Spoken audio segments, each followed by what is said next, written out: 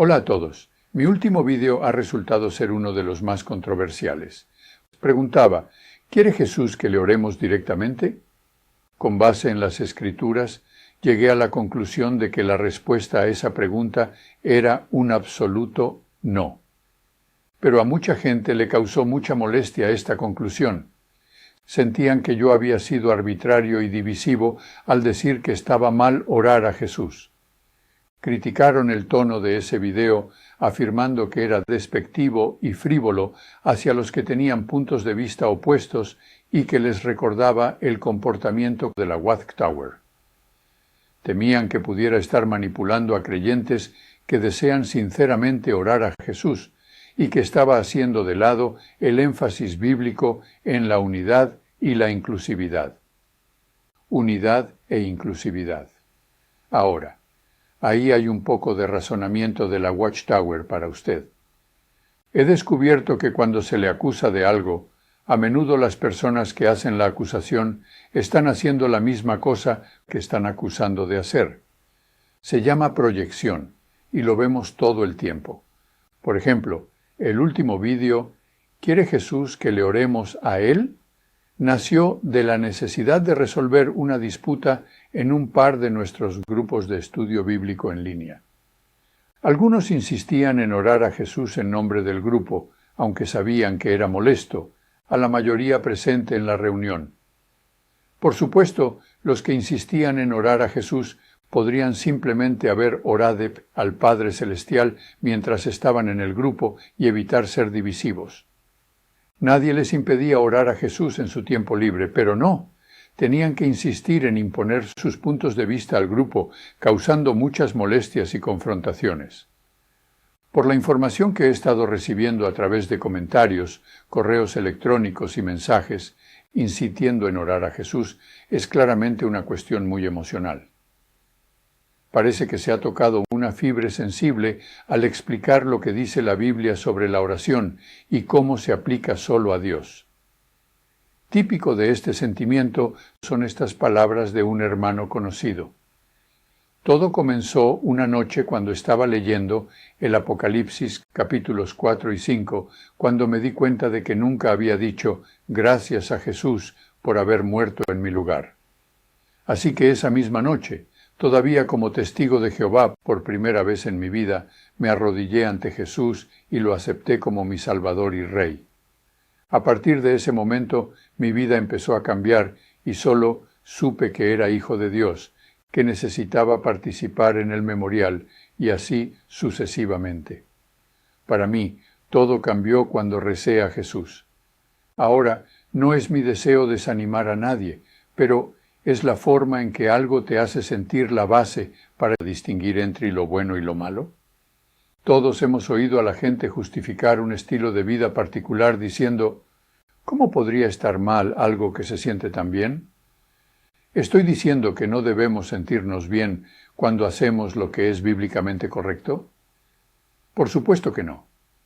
La emoción desempeña un papel en nuestra adoración, pero no se puede justificar un curso de acción basándose únicamente en cómo le hace sentir.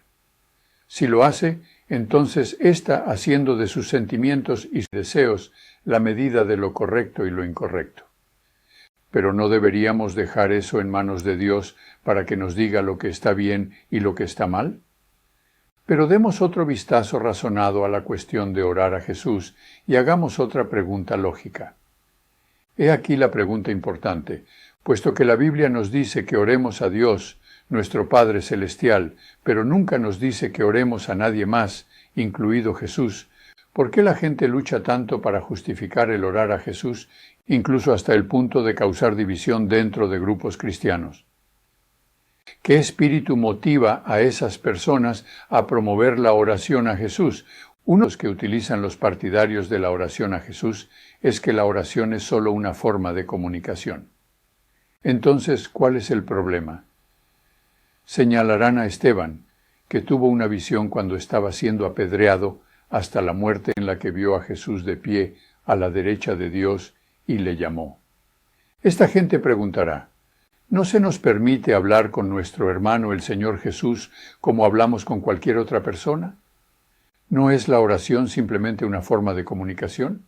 Bueno, es una pregunta válida, y para responderla adecuadamente deberíamos empezar por la definición de oración.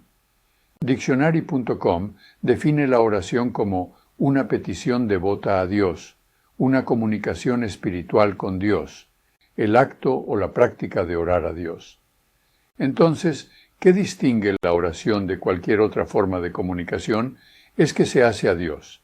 Esto significaría que si queremos orar a Jesús, le estamos tratando como a Dios. ¿Adivine qué? Eso es exactamente lo que están haciendo los promotores de la oración a Jesús. No soy yo quien habla, o no. Eso es lo que ellos mismos han escrito. Por ejemplo, un ex TJ, que estaba perturbando una reunión cristiana con su insistencia en la oración a Jesús, me escribió lo siguiente. El tema de la oración es un tema difícil. Concierne al contacto individual con Dios.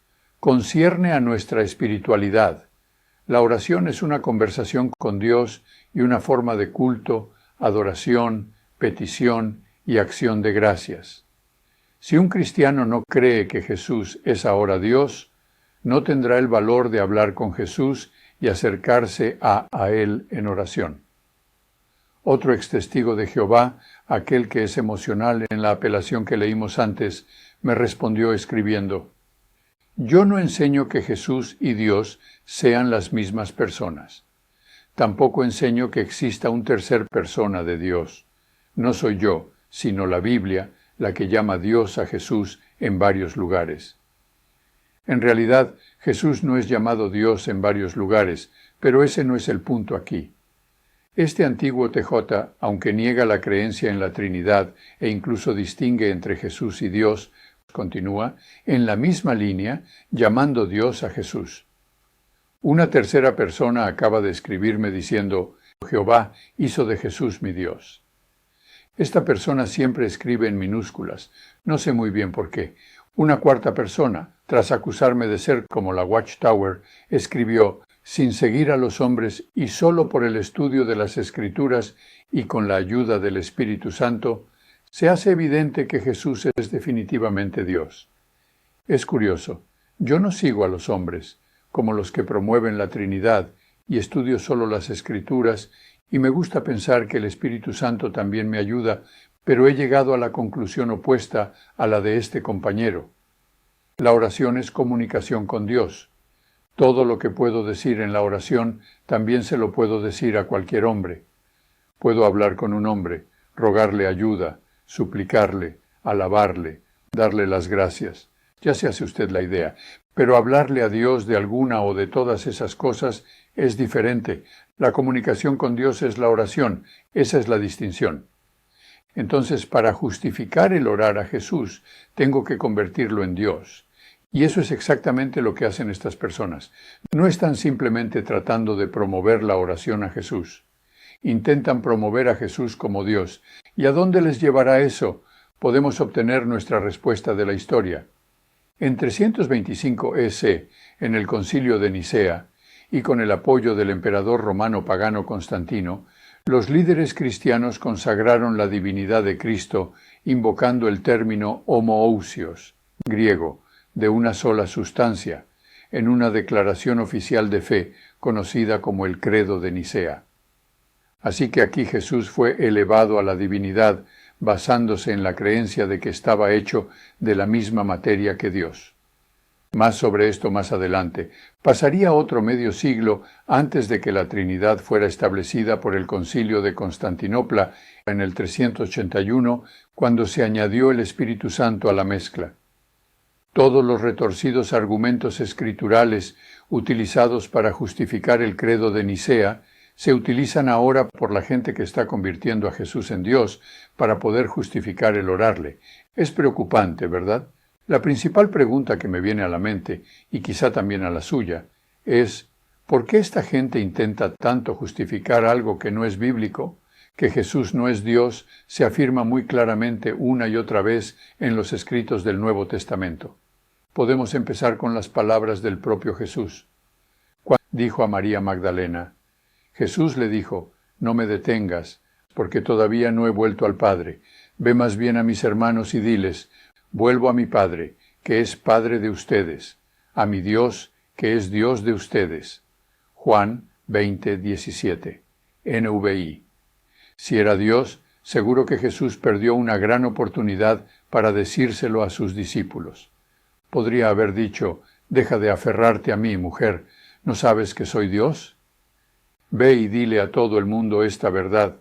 Si realmente Jesús es Dios, el apóstol Pablo perdió una oportunidad similar para revelárnoslo cuando escribió estas palabras: «Aunque haya los así llamados dioses en el cielo o en la tierra», y por cierto que hay muchos dioses y muchos señores, para nosotros no hay más que un solo Dios, el Padre, de quien todo procede y para el cual vivimos.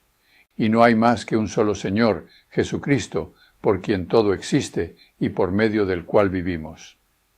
1 Corintios 8, 4b a 6 NBI.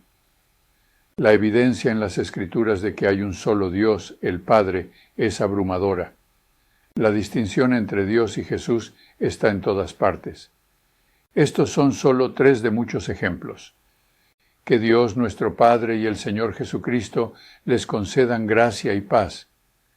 Bendito sea el Dios y Padre de nuestro Señor Jesucristo, Padre misericordioso y Dios de toda consolación. Corintios 1, 2 y 3 NBI. Bendito sea Dios, Padre de nuestro Señor Jesucristo, que nos ha bendecido en las regiones celestiales con toda bendición espiritual en Cristo.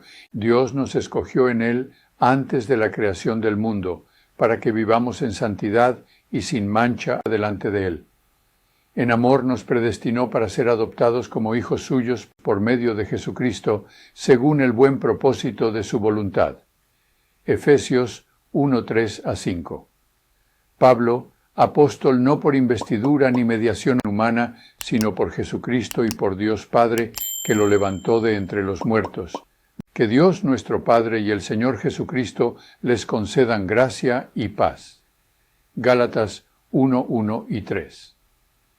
Todos los textos para justificar la afirmación de que Jesús es Dios o están mal traducidas o son ambiguas.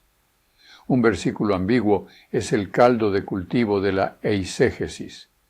Recuerde, eisegesis es cuando usted interpreta un versículo basándose en su sesgo. Pero cuando usted ama la Biblia y la verdad que contiene, está siendo entrenado para pensar críticamente, entonces usted razona exegéticamente. Exégesis es donde dejamos que la Biblia se explique por sí misma. Usando la exégesis, no seleccionamos versículos, sino que entretejemos cada versículo en el tapiz completo de las Escrituras para que todo armonice y no haya contradicciones. Permítame darle un ejemplo comparando estos dos métodos, la eisegesis y la exégesis, para mostrar cómo funciona esto. Utilizando la isogesis, si quiero enseñar que Jesús es Dios, como hacen los que enseñan la oración a Jesús, citaré Juan 1:1, utilizando una traducción como la NBI, la Nueva Versión Internacional. En el principio ya existía el Verbo, y el Verbo estaba con Dios, y el Verbo era Dios. Y en el espíritu de la eisegesis me detendré ahí, porque esa traducción apoya mi sesgo de que Jesús es Dios. No miraré más allá. No trataré de explicar cómo este versículo parece contradecir otras partes de la Biblia. No. Así no es como funciona la eisegesis. Y ciertamente no iré a Internet para investigar cualquier cosa sobre este versículo que pueda contradecir mi interpretación anterior.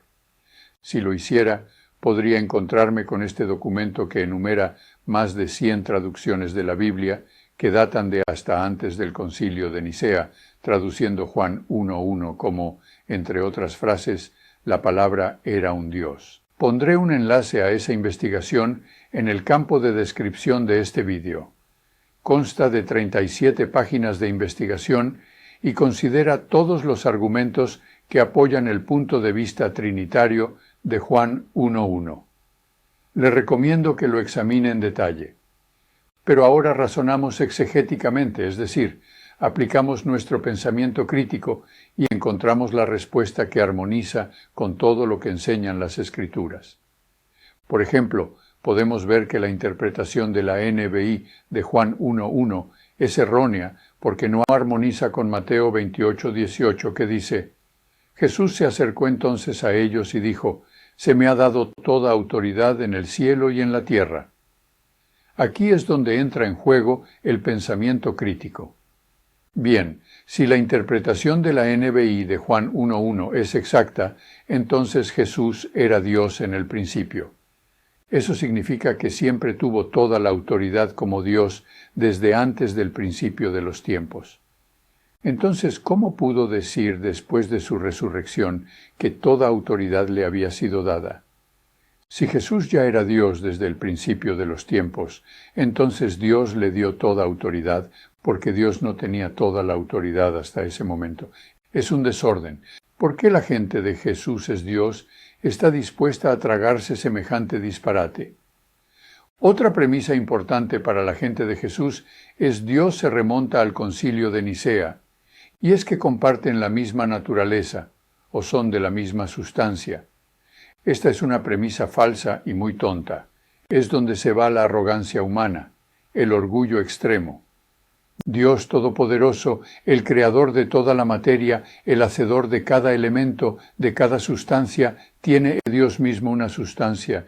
¿Dios está hecho de algo?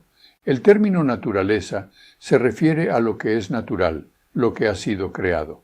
Se refiere a la creación física. Si Dios está hecho de cualquier sustancia, no hace eso que Dios esté sujeto a aquello de lo que está hecho. Y si ese es el caso, ¿quién hizo la sustancia de la que está hecho Dios? Esta es una forma muy limitada y humanoide de concebir a Dios.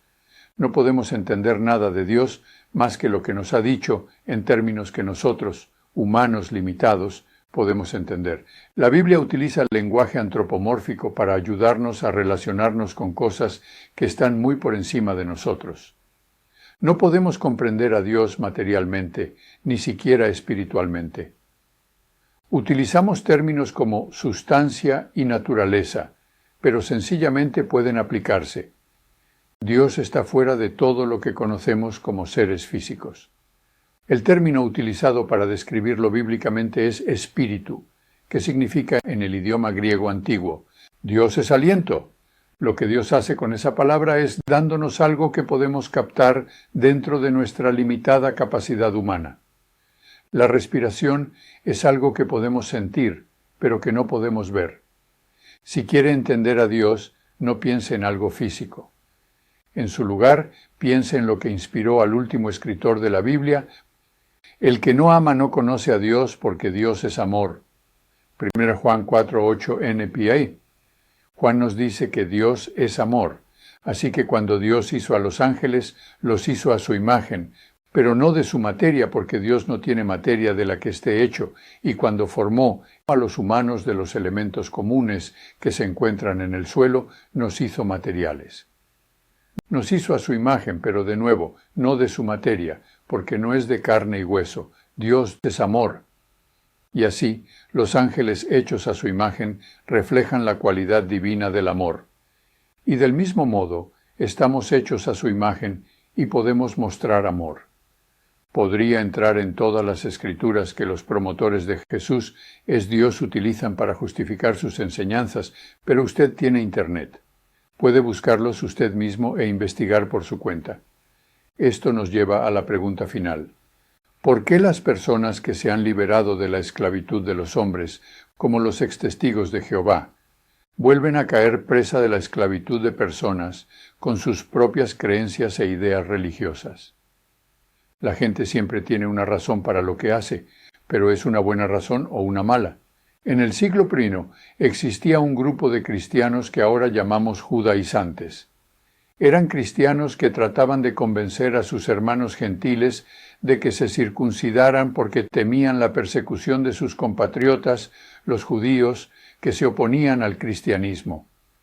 Lo interesante es que la cuestión de la circuncisión fue resuelta por la Congregación de Jerusalén, que incluía a los apóstoles nombrados directamente por Cristo. No puede haber un respaldo mejor que ese. Además, los apóstoles realizaron milagros, y los dones del Espíritu Santo solo se impartían mediante la imposición de manos de los apóstoles. Así que con ese nivel de autoridad, se podría pensar que la palabra de los apóstoles sería definitiva.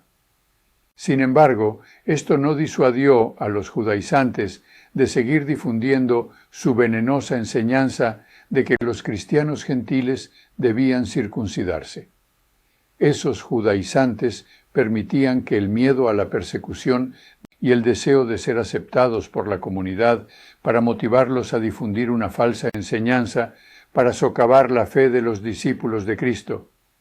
Por supuesto, sabemos que buscaban discípulos propios, obligándoles a abandonar las enseñanzas de Cristo. Gálatas 6:13 nos lo demuestra. Estaban introduciendo una pequeña cosa, la circuncisión, pero eso era el borde delgado de la cuña hacia su objetivo final, que era la plena aceptación de la ley de Moisés. Del mismo modo, el miedo a la persecución y a ser diferentes motiva a algunos a promover la oración a Jesús. Puede parecer poca cosa, pero como hemos visto, lleva a convertir a Jesús en el Dios que adoras. Antes de que pase mucho tiempo, usted formará parte de una corriente evangélica trinitaria más, la secta religiosa del amplio camino de la destrucción. Acabará siguiendo a los hombres como antes. Si la autoridad de los apóstoles de Cristo no pudo disuadir a los judaizantes del primer siglo, todo el razonamiento del mundo, toda la autoridad de las Escrituras, no hará nada para disuadir a la gente de hoy de imponer la idea de que Jesús es Dios a los que se reúnen como hijos de Dios. Puede comprobarlo con Mateo 24:1 y Juan 11:52. Ahora, puede ser muy desalentador tratar con hermanos y hermanas en los que ha confiado y ha llegado a amar cuando se vuelven contra usted con falsedades. Pero esto no es nada nuevo. Las personas que promueven la unidad y la armonía a expensas de la integridad y la verdad no le están haciendo ningún favor. Eso es lo que hacen los líderes de la Watchtower, por no hablar de los líderes de otras religiones. Los que llaman Dios a Jesús descubrirán que Él no los conoce, como Él mismo advirtió en Mateo 7:21 al 23. ¿Y por qué no los conocerá? ¿Por qué no las reconocerá? Porque no edificaron su fe sobre los cimientos de Cristo, sino sobre los suyos propios. ¿Por qué me llaman ustedes Señor, Señor, y no hacen lo que les digo? ¿Voy a decirles a quién se parece todo el que viene a mí? Oye mis palabras y las pone en práctica.